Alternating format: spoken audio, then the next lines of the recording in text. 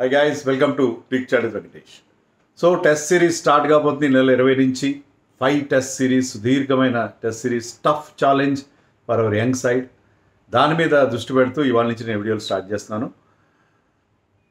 First and foremost మనం England team announce అయింది. England team ఎలా ఉంది, 14 మెంబర్ స్క్వాడ్ అనౌన్స్ చేశారు వాళ్ళు. స్క్వాడ్ ఎలా ఉంది, దాంట్లో బౌలింగ్ ఎలా ఉంది, బ్యాటింగ్ ఎలా ఉంది అన్నీ మాట్లాడదాం. అలాగే మన team already India first match ఆడారు, దాంట్లో కరుణ్ నాయర్ ఒక 100 చేశాడు. సెకండ్ మ్యాచ్ ప్రస్తుతం జరుగుతూ ఉంది. మన వాళ్ళు కూడా మంచి స్కోర్ చేశారు, 320, 330 చేశారు. వాళ్ళు కూడా 170, నేను వీడియో చేసే టైం 170 for 2. సో వాళ్ళు కూడా మంచి బ్యాటింగ్ చేస్తున్నారు. మన బౌలింగ్ ఫస్ట్ మ్యాచ్లో సెకండ్ మ్యాచ్లో డిసప్పాయింటింగ్. రాహుల్ అండ్ కరుణ్ నాయర్ ఆడుతున్న తీరుని బట్టి చూస్తే ఏంటంటే వాళ్ళిద్దరూ స్లాట్స్లో ఆడుతారనేది ఆల్మోస్ట్ మనకి సర్టన్గా కనిపిస్తుంది. రాహుల్ ఎప్పుడైతే సెకండ్ మ్యాచ్లో, ఫస్ట్ మ్యాచ్ ఆడలేదు అతను, మనకు తెలుసు కదా, సెకండ్ మ్యాచ్కి వెళ్ళి అతను ఓపెనింగ్ చేశాడో మనకి క్లియర్గా అర్థమైంది ఏంటంటే Rahul will open with Yashasvi Jaiswal అనేది మనకి స్పష్టంగా అర్థమైపోయింది. ఇంకా రాహుల్ మళ్ళీ మిడిల్ ఆర్డర్లోకి వెనక్కి నెడతారా, లేకపోతే రాహుల్తో ఓపెన్ చేస్తారా లేదా. He did really well in Australia. కానీ మనకి కొత్తగా అవైలబుల్ ఉన్న ప్లేయర్స్ అభిమన్యూశ్వరన్ కానీ వీళ్ళందరూ వచ్చిన తర్వాత మళ్ళీ రాహుల్ని ఎక్కడ ఆడిస్తారన్న విషయంలో కొంత డౌట్ కనిపించింది. రాహుల్ ఎప్పుడైతే ఓపెనింగ్ చేశాడో అనే టఫ్ గ్రీన్ స్ట్రిప్, మంచి గ్రీన్ టింజ్ ఉన్న వికెట్. అప్పుడు స్టార్టింగ్లో కూడా కొంత ఓవర్కాస్ట్ కండిషన్స్ ఉండి బాల్ స్వింగింగ్ లైక్ అయింది. బట్ హీ ప్లేడ్ వండర్ఫుల్ నాక్, సెంచరీ చేయడం. ఐపీఎల్ ఆడుతూ వెళ్ళి, ఐపీఎల్ ఒక స్టైల్లో ఆడతారు కదా, రెడ్ బాల్ అక్కడ ప్రతి బాల్ కొట్టాలి. కానీ the way he left the balls out side the off stump and played very late, చాలా లేట్గా ఆడడం చూశాను నేను. అది కరుణ్ నాయర్ సెకండ్ మ్యాచ్లో కూడా ఇంప్రెసివ్గా ఆడాడు. వాళ్ళిద్దరు ఆడుతున్న ఇన్నింగ్స్ నేను చాలాసేపు చూశాను. So both of them very impressive. మనకి కాస్త హోప్స్ క్రియేట్ చేస్తున్నారు. దాన్ని బట్టి మనకు అర్థం అవుతుంది ఏంటంటే యశస్వి అండ్ రాహుల్ ఓపెన్ చేస్తారు, కరుణ్ నాయర్ at 3. 4లో కెప్టెన్ గిల్ ప్రెస్ మీట్ జరిగింది before they left for England. ఆ ప్రెస్ మీట్లో గిల్ నేను ఏ పొజిషన్ అనే విషయాలు ఇంకా ఏమీ తేల్చుకోలేదని చెప్పాడు. ఆ ప్రెస్ మీట్లో మనకు కొత్తగా ఎమర్జెన్సీ విషయాలు ఏమి లేవు. ఒకటేంటే రోడ్ షోలు అంటే నాకు ఇష్టం లేదని చెప్పి గంభీర్ అన్న మాట మినహాయిస్తే ఆ ప్రెస్ మీట్ నుంచి మనకి ఇంగ్లాండ్ టూర్కి సంబంధించి ఏమైనా కొత్త విషయాలు ఏం చెప్పలేదు. చాలా రొటీన్గా సాగింది ఆ ప్రెస్ మీట్. అందుకే దాని మీద వీడియో కూడా చేయలేదు. సో అక్కడ గిల్ ఏమన్నా అంటే నా బ్యాటింగ్ పొజిషన్ గురించి ఇంకా మేము అనుకోలేదని అన్నాడు. కానీ ఇప్పుడు మనకు స్పష్టంగా అర్థమవుతుంది ఏంటంటే గిల్ విల్ బ్యాట్ at 4. 5లో పంత్, 6లో జడేజా, 7లో Nitish Reddy, followed by 4 bowlers అని అనుకుంటున్నాను. నితీష్ రెడ్డి కాకుండా శార్దుల్ ఠాకూర్ నడుస్తారా? I don't think so. Shardul is a bowling allrounder. You need batting up to number 7.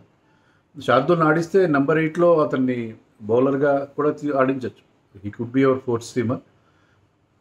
అలా కూడా చేయొచ్చు. చూడాలి ఎట్లా, హౌ థింగ్స్ ప్యాన్ అవుట్ అనేది we have to wait and see. So ఇంకా లేదంటే ఒక ఎక్స్ట్రా బ్యాట్స్మెన్ కూడా ఆడించుకోవచ్చు మన టీంలో, చెప్పలేం కదా. అభిమన్యూశ్వరన్ ఎవరినైనా ఆడించుకోవచ్చు.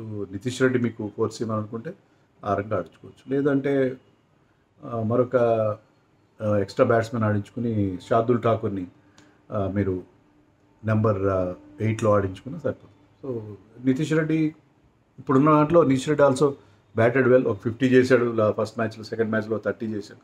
So Nitish will hold his place అని అనుకుంటున్నాను. సో అది 11 గురించి మనం ఈ సెకండ్ మ్యాచ్ కూడా అయిన తర్వాత, ఇంటర్ స్క్వాడ్ కూడా మ్యాచ్ అయిన తర్వాత అప్పుడు మాట్లాడదాం మన ఇండియా 11 గురించి. బట్ ఫస్ట్ అండ్ ఫార్మోస్ట్ మనం ఇంగ్లాండ్ టీంని మీకు ఒకసారి చెప్తాను నేను. దాంట్లో ప్యూర్ బ్యాటర్స్ ఎవరన్నా అంటే course Zak Crawley, Ben Duckett, Ollie Pope, Harry Brook, Joe Root, వీళ్ళు ప్యూర్ బ్యాట్స్మెన్. 5 ప్యూర్ బ్యాట్స్మెన్ కనిపిస్తారు. చాలామంది ఆల్రౌండర్స్ ఉన్నారు, దాంట్లో ఎక్కువ మంది సీమ్ బౌలింగ్ ఆల్రౌండర్స్. వాళ్ళు captain Ben Stokes, Jamie Smith is keeper of course. Brydon Carse అని అతను కూడా seam bowling allrounder. Jacob Bethell spin bowling allrounder. Chris Woakes కూడా is a good batsmen. So allrounders మనకి 3 సీమ్ బౌలింగ్ ఆల్రౌండర్స్, ఒక spin bowling allrounders allrounder in Jacob Bethell కనిపిస్తున్నాం మనకి. And Jamie Smith is a great keeper. బౌలింగ్లో pure bowler, specialist bowlers ఎవరంటే Sam Cook, Josh Tongue and Shoaib Bashir మన ఇండియాలో ఆడాడు, మనం చూసాం కదా. Shoaib Bashir is an off spinner, tall off spinner. So ఇది వాళ్ళ బ్యాటింగ్ లైనప్. వాళ్ళ మొత్తం 11 కాదు 14. ఈ 14లో మరి బ్యాటింగ్ ఎంత బాగుంది చూడండి మీరు. Crawley and Ben Duckett open చేస్తారు, left right combination, followed by Ollie Pope Hyderabad ఎంత మంచి ఇన్నింగ్స్ ఆడాడు చూసాం మనం. Joe Root at number 4, one of the best batters in test cricket. And 5లో హ్యారీ బ్రూక్ ఇండియాలో అతను స్పిన్ ఆర్డర్లో ఇబ్బంది పడవచ్చు, కానీ ఇంగ్లాండ్లో he's a different position altogether. And 6లో వాళ్ళ కెప్టెన్ బెన్ స్టోక్స్, 7లో జేమ్స్ స్మిత్ కూడా is a very good batsmen. So మంచి టాప్ 7 ఉంది, చాలా ఎక్స్పీరియన్స్ ఉంది, బోల్డ్ టెస్ట్ రన్స్ ఉన్నాయి వీళ్ళందరికీ. సో బ్యాటింగ్ బ్రహ్మాండంగా ఉంది, అప్ టు 7 బ్యాటింగ్ ఉంది. And Chris Woakes coming in at number 8. Chris Woakes is no mug with bat. So వాళ్ళకి బ్యాటింగ్లో ఆ డెప్త్ ఉంది, తర్వాత బ్యాటింగ్లో చాలా experience and lot of pedigree కూడా కనిపిస్తుంది. So there batting is looking very good. But what about bowling చాలా వీక్గా ఉంది. లీవ్ క్రిస్ వోక్స్ వదిలేస్తే ఫస్ట్ టెస్ట్ లీడ్స్లో జరుగుతుంది, ఫస్ట్ టెస్ట్ మ్యాచ్ మాత్రమే. అక్కడ షోయబ్ బషీర్ పెద్ద హెల్ప్ ఉంటుంది అనుకోను నేను. లీడ్స్ ఈజ్ ఆల్వేస్ ఏ మంచి స్వింగింగ్ అండ్ సీమింగ్ ట్రాక్ అది. సో అక్కడ Chris Woakes can be handful, కానీ మీకు అక్కడ జోఫ్రా ఆర్చర్ లేడు, గస్ అట్కిన్సన్ లేడు, ఇంకా మార్క్ వుడ్ లేడు, ఆలీ స్టోన్ లేడు. సో నలుగురు మామూలుగా జనరల్గా వీళ్ళకి ఆడుతున్నాడు. కోర్స్ ఆండర్సన్ రిటైర్ అయిపోయాడు, బ్రాడ్ రిటైర్ అయిపోయాడు, వదిలేడు. వాళ్ళు దే ఆర్ గాన్, రిటైర్ అయిపోయారు. కానీ ఉన్న వాళ్ళలో మీకు మార్క్ వుడ్ అతన్ని ఎయిర్ స్పీడ్ కానీ, జోఫ్రా ఆర్చర్ ఎయిర్ స్పీడ్ కానీ, ఆలీ స్టోన్, ముగ్గురు కూడా మంచి వేగం ఉన్న బౌలర్స్. అండ్ గస్ అట్కిన్సన్ ఈ ఆఫ్ లైట్ ఇంగ్లాండ్కి చాలా మంచి బౌలింగ్ ఇస్తున్నా, కానీ వీళ్ళందరూ ఇంజర్డ్ లిస్ట్లో ఉన్నారు. జోఫ్రా ఆర్చర్ ఇంజర్డ్ అంటే అతనికి ఏదో ఫింగర్కి ఏదో ఇంజరీ అయినట్టుంది. తర్వాత అతను ఐపీఎల్ ఆడొచ్చాడు. అతనికి ఒక ఈ లాంగర్ ఫార్మాట్లో అతని ఫిట్నెస్ ససెక్స్కి మ్యాచ్ ఆడించిన తర్వాత సెకండ్ టెస్ట్కి అతను కన్సిడర్ చేస్తారని చెప్తున్నారు. Mark wood and Ali stone ఇద్దరికి ఇంజరీస్ ఉన్నాయి. అలాగే జింబాబ్వేతో జరిగిన టెస్ట్ మ్యాచ్లో మీకు గస్ అట్కిన్సన్ ఆడాడు, కానీ హ్యామ్స్ట్రింగ్ పట్టుకున్నారు. సో అతను కూడా అవుట్. సో వాళ్ళకి బౌలింగ్లో ఎవరున్నాడు? శామ్ కుక్, జాస్ టాంగ్ ఇద్దరు. జాస్ టాంగ్ 3 టెస్ట్లు ఆడినట్టున్నాడు, శామ్ కుక్ ఒకటే టెస్ట్ ఆడి ఒకే వికెట్ తీశాడు. బ్రైడన్ కార్స్ ఒక 4-5 టెస్ట్లు ఆడాడు. జేమీ ఓవర్టన్ ఉన్నాడు. Jamie Overton is allrounder, but he's a bowling allrounder. Jamie Overton కూడా ఒకే టెస్ట్ ఆడాడు. సో క్రిస్ వోక్స్ తప్పిస్తే వాళ్ళ పేస్ బౌలర్స్కి పెద్ద ఎక్స్పీరియన్స్ లేదు. బషీర్ కూడా ఇండియాలో డెబ్యూ చేశాడు లాస్ట్ ఇయర్ అనుకుంటా. సో వాళ్ళకి చాలా inexperienced bowling attack, inexperienced and అందరూ కూడా వాళ్ళ సీమర్స్ అందరూ రైట్ ఆర్మ్ పేసర్స్. సో మన ఇండియాకి ఎప్పుడు లేని ఒక లెఫ్ట్ ఆర్మ్ పేసర్ మనం తీసుకెళ్ళాం హర్షదీప్ని, అందరూ రైట్ ఆర్మ్ పేసర్సే ఉన్నారు. క్రిస్ వోక్స్ ఆల్రెడీ ఇప్పుడు ఇండియా మ్యాచ్ ఆడుతున్నారు, దాంట్లో ఫస్ట్ 3 వికెట్స్ అతనే తీశాడు. Always very impressive. అతను sticks to the basics, line and length వేస్తాడు, just puts the ball in the right place. ఇంగ్లాండ్లో మీకు చేయాల్సినది pitch will do the rest. So అదే అతను చేస్తాడు. సో క్రిస్ వోక్స్ ఒక్కడే మనకు డేంజర్గా కనిపిస్తున్నాడు.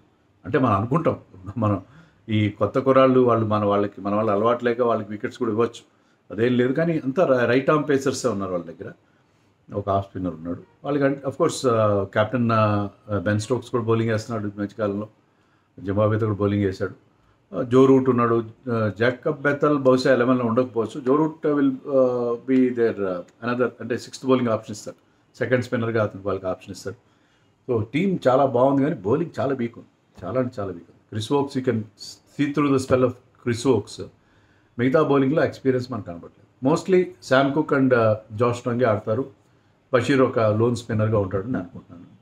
సో ముగ్గురు పేసర్స్, ఒక స్పిన్నర్, అండ్ 5th బౌలింగ్ ఆప్షన్గా మనకి మీకు బెన్ స్టోక్స్ ఉంటాడు.